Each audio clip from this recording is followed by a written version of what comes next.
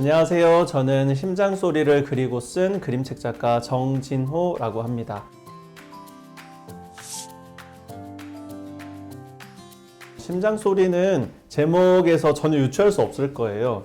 책장을 펼쳐서 보시면 달리기 하는 아이가 주인공인 책입니다.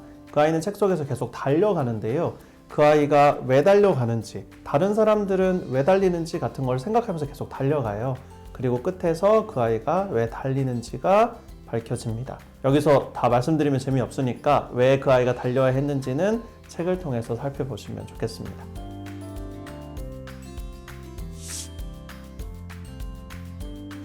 저는 건축을 전공한 이력 때문에 많은 그림책의 영감을 건물에서 얻는 편이에요.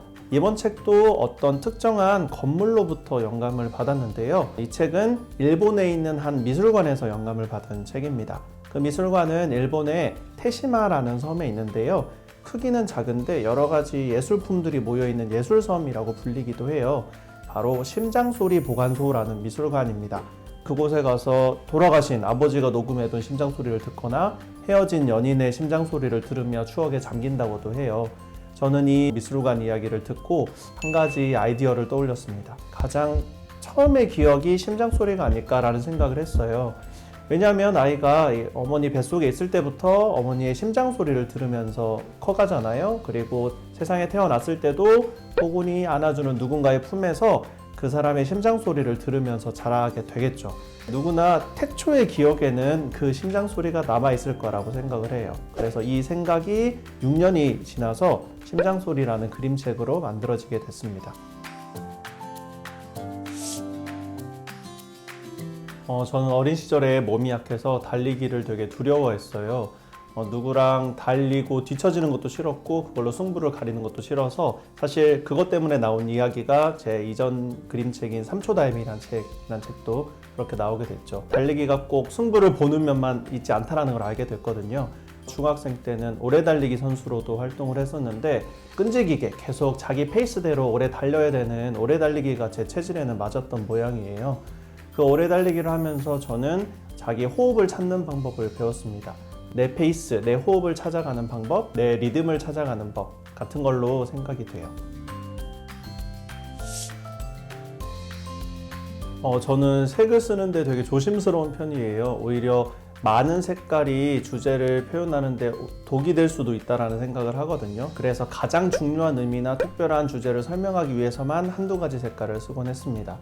이번 심장소리 같은 경우는 딱 한 가지 색깔로만 되어 있는데요. 붉은 계열이 많이 포함된 핑크색, 힘차게 박동하기도 하지만 따뜻한 감정도 보여줄 수 있는 심장의 색깔로 골랐습니다.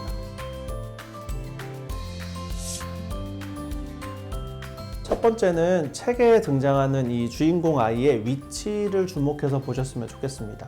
아이가 책의 왼쪽 페이지에서 시작을 해서 자꾸 오른쪽을 향해서 이동하는 모습을 볼 수 있을 거예요.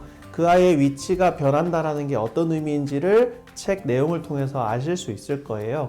그리고 두 번째 주목해서 봐야 할 부분은 바로 아이가 뛰어가고 있는 그 길의 변화를 주목해 보라고 말씀드리고 싶은데요.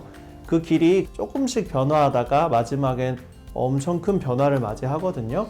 이 아이가 왜 달려야만 하는지의 그 이유와도 아주 밀접하게 관련되어 있습니다. 그래서 그 길이 변화, 그 길의 의미를 알게 된다면 이 책 전체를 관통하는 주제를 제대로 파악하실 수 있을 거예요.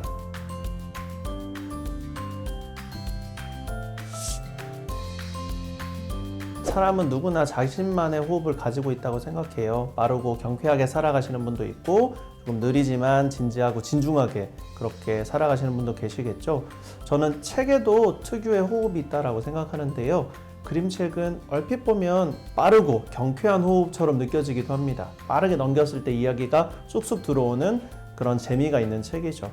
그런데 한편으로는 그림책은 천천히 한 페이지 한 페이지를 음미하면서 넘겨봤을 때 또 다른 의미를 전달해주는 책이라고도 생각합니다. 그래서 각자의 호흡에 맞춰서 이 책을 읽어보시되 천천히 읽어보셨던 분이라면 빠르게 후루룩 읽어보셨던 분들이라면 천천히 책을 읽어보시는 것도 저는 좋을 것 같습니다. 손을 이렇게 하는 게 낫나요? 이렇게 하는 게 낫나요? 이렇게 있는 게 나아요? 네.